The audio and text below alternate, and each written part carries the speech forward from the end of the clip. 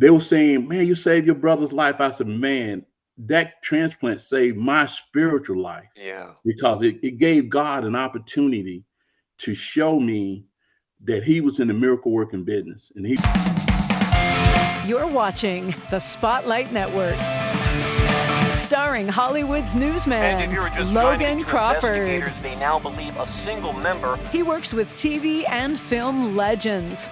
And now, Logan's shining the spotlight on the world's top emerging authors and creators. International were abducted. This is Spotlight with Logan Crawford, streaming on Roku, Apple TV, and Amazon Fire TV.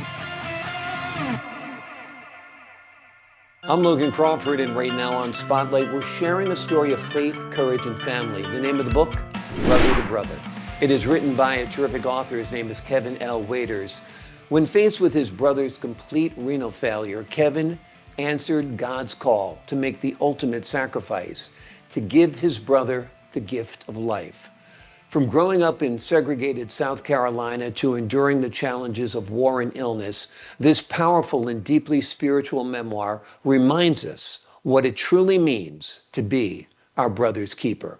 We're delighted to have this very talented author join us here today on Spotlight. We thank the team at Bookside Press for helping us put him in the spotlight today. And we ask viewers like you to support authors like him by subscribing to our channel and by purchasing his amazing book. The links are below this interview. Reverend, thank you so much for joining me here today. Thank you. Thank you. I really appreciate the opportunity. I appreciate the opportunity to speak with you about this powerful book. My dad went through complete renal failure. He lost function in his kidneys when he was about 70 and was on dialysis for about 10 years, and then it progressively got worse and he passed. And we never were able to get a donor for him, particularly he was at an advanced age. Your brother was lucky. He Yes. had you. And, it all came together. You're a man of faith. Talk to us a little bit about that time and what it was like for you. Well, I'm the ninth child of 11, and my brother is 6 boys and 5 girls. We was raised in a wonderful religious family. My father was a superintendent of church for 45 years. My mother was the secretary for 55 years. And we were like, you know how you had those programs at the church, Children's Day, Christmas, Easter, all that.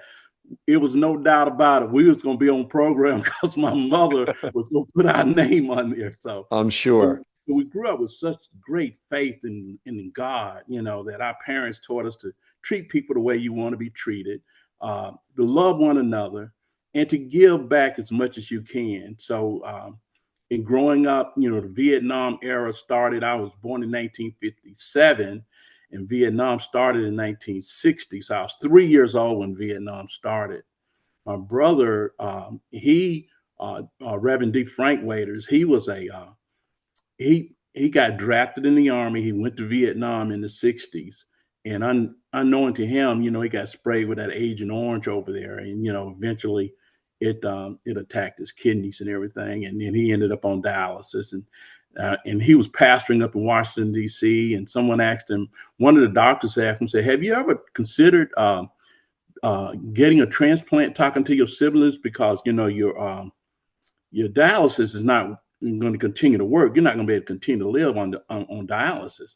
And he was like, well, I hadn't really thought of it. They said, well, call them up and see what they need. Would they be interested? Yeah. So he called me up and he said, I need a favor. That's what you need. He said, would you consider donating me a kidney? Wow. And I said, oh, sure. What do you need? And not really understanding what a donor really have to do. It's a lot involved in that. But the most wonderful thing that happened when he asked me and I hung up the phone with him, the Lord spoke to me. He said, you are the donor. He said, wow. You're the donor. I was like, wow. And I didn't know how serious God was, but as now with the book and everything and what happened, it really showed us how God can use you to create miracles in your life. Yeah. I mean, you got to truly love your brother to give a kidney. I mean, because as I understand it, the operation is harder on the person getting the kidney harvested than on the recipient. Right. You're You know, right. it's a Because tough, see, they tough don't, yeah. operation. Yeah. See, and they removed my 11th rib, and we was laughing about it because I said, wait a minute, hold up a minute. Y'all had told me I was willing to donate the kidney, but wait a minute, you're going to take one of my ribs too? And they said, you're not even going to know it's missing. I said, yes, I will, because you told me you was going to take it. And we all started laughing.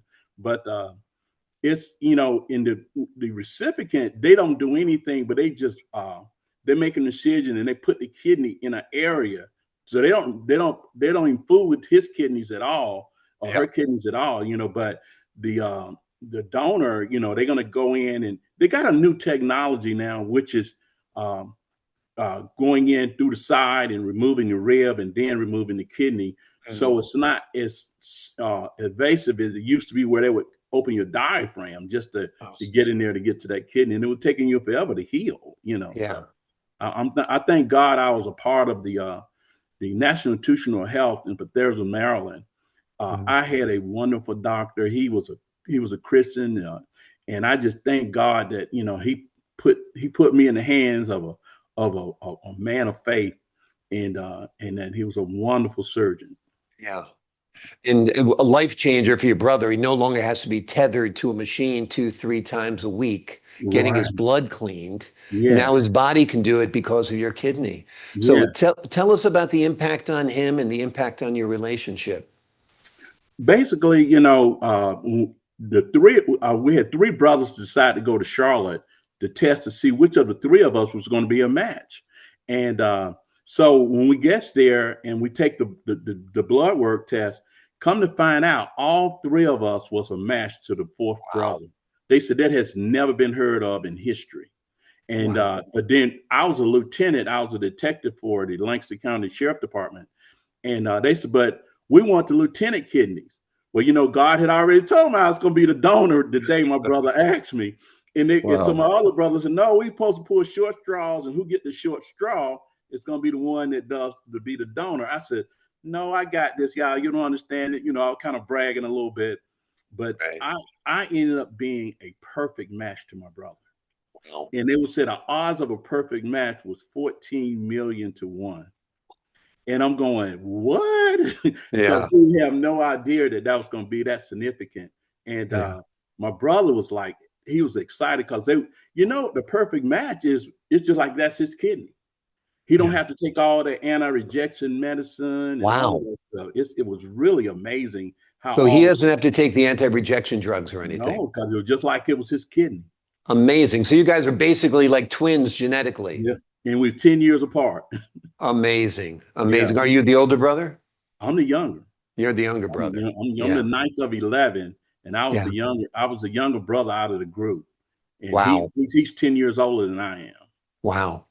You guys really are a tight family. To get all three of you guys together, all three of you guys to get tested, nobody has excuses. Nobody's like, sorry, my wife says, right? Mm-hmm. Yeah. And see, that was the beauty of the way our parents had raised us. And the big thing with my mother, though, here's the thing. My mother was like, wait a minute. She said, my mother was 75 years old. And she said, look, the Lord I serve is not going to put me through having two sons on the operating table.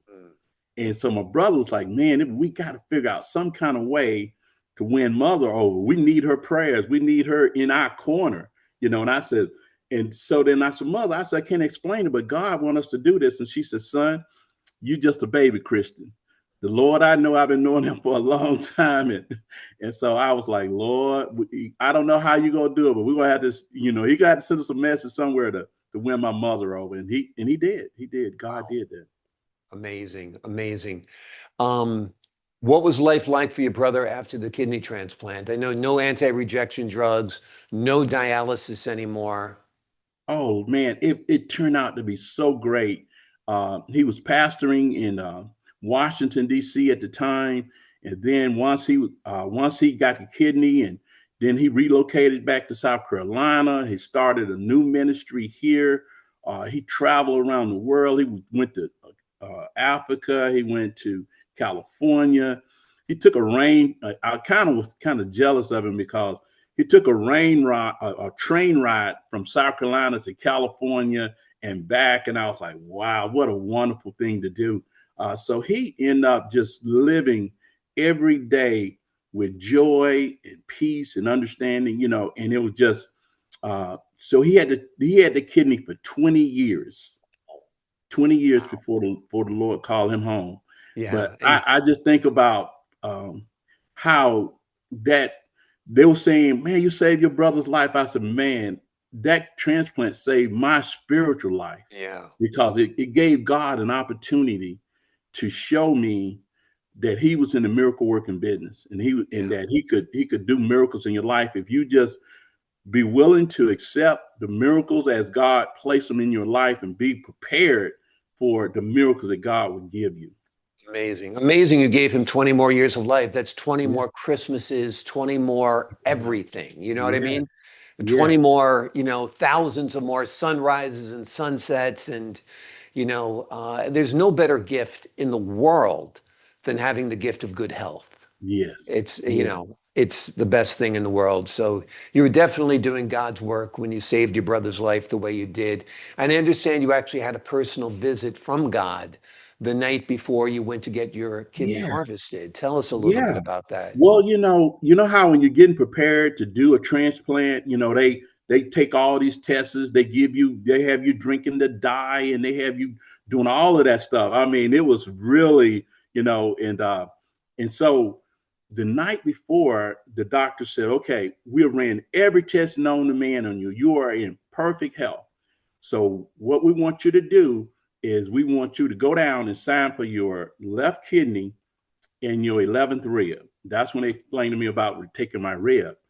But God has sent a message that I will be pierced in my right side and have an open wound for mankind, and I will live and not die. And, the messenger that he sent to her, it just had me crying. And I was trying to figure out what God meant by having, I was going to be pierced in my right side and have an open wound for mankind, and I will live and not die. And so when I took the x-ray, God decided that he was going to place a miracle in my life, and he had to let the doctors know it before we do the transplant. So the night when I went down and took the x-ray, God showed the doctor when he picked up the paperwork and the x-ray to see, and showed him that I had 3 kidneys. God planted a 3rd kidney in me. And then when they got me on the operating table, he said, Mr. Waders, the left kidney that you was going to donate? I said, yes, sir. He said, we don't want it. We want your left. We want your right one. I said, wait a minute. What do you mean you want my right one? He says, your left one has 2 ventricles. And everybody behind him, all his assistants are going, what? And he goes, yes, he has 3 kidneys. And they said, 3 kidneys? And he goes, yes. And then one of the nurses said, he can't sign for that kidney. He's been sedated. And I said, and they said, where's your wife? I said, she's back in Washington. And they said, what about your mother? And they said, hold on a minute. And they all left the operating room. And when they came back with a clipboard, and they said, can you sign for your right kidney? I said, yes, sir. They said, unstrap his arm and let him sign for his kidney. And they unstrapped my arm, and I signed for my right kidney. They knocked me out. I don't remember nothing until the next day. But the next day I was walking down the hall, and the doctor comes in, and he's shaking his head, and I'm going, oh, Lord, now what didn't happen? I said, is my brother okay? He goes, man, your brother's great. Don't you know everybody in the hospital wants to meet you? We just had a miracle that just happened in this hospital. And he says, let me share something with you. He said, do you know how many transplants I've done in my career? I said, no, sir. He says, I've done hundreds of transplants in my career. He said, now listen to me well. I've done hundreds of transplants, and I have never had a patient walking the next day. You're the first patient I had walking the next day. He said, I don't even know what to say about you. He said, do you know what the odds of a perfect match? I said, no, sir. He said, there's 14 million to 1. It's just like you won the Florida lottery. He said, do you know what the odds of 3 kidneys? I said, no, sir. He said, I know you're a big bad Marine and you're a deputy sheriff. He said, but you're an angel, man. I'm scared of you. He said, this is the work of God. This is the only medical explanation to this. This is God miracle. We are not going to fool with this. We're not going to try to psychoanalyze it and try to make up some kind of medical terminology to it. This is God's miracle. We're going to write this up as a miracle, and this is how it's going to be. But he said, let me share one more thing with you. I said, okay. He said, you're a pretty big man. He said, did you know we had to do was a 12-inch incision, a piercing, if it will, in your right side.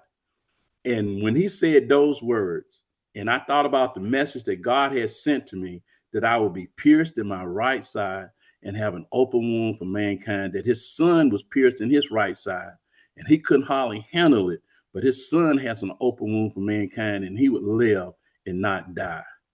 And I cried like a baby. Then the Lord spoke to me. He says, I didn't do this for you and your brother. I did this for you to share with the world that I'm still in the miracle working business. So that's why I wrote the book. That's why I'm telling the world every day of my life that God still creates miracles in your life. And it's nothing impossible for God. And I thought about the 8.2 billion people that lives in the world today. Out of 8.2 billion people that lives in the world today, God chose me to share with the world that he was in the miracle working business. Yeah. So that's the whole premise behind Brother to Brothers, the miracles of the family. And there's just so many other angels and other things that's out there that, in the book that, it's over 100 years of, I was able to interview my mother. My mother right now will be 103. She's in heaven now, but she went to heaven when she was 93. But she was 75 when we did the transplant. And I can look back at her and listen to her talk about when vehicles first came to South Carolina. And I was able to, write her story and tell her story along with my brother's story about Vietnam and all the things he experienced.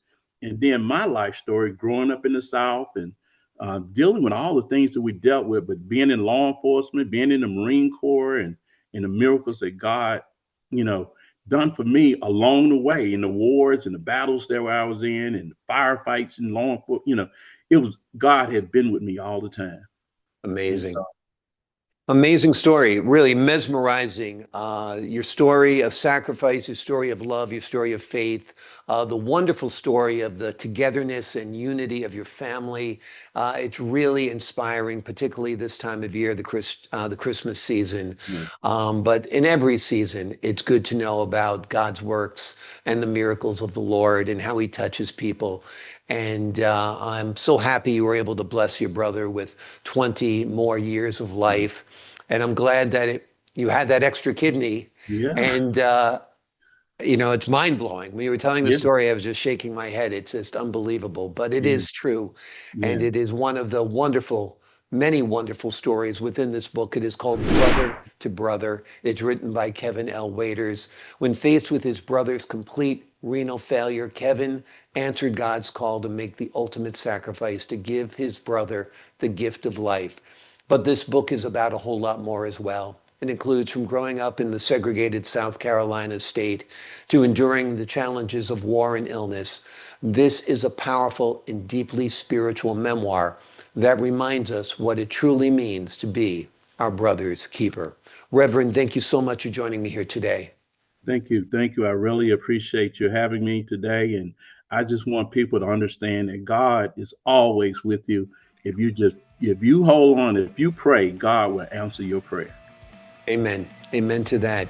Thank you so much for your time, Reverend, and your wonderful faith in this terrific book. To the folks at home, I'm Logan Crawford, thanking you for your time this time. Until next time.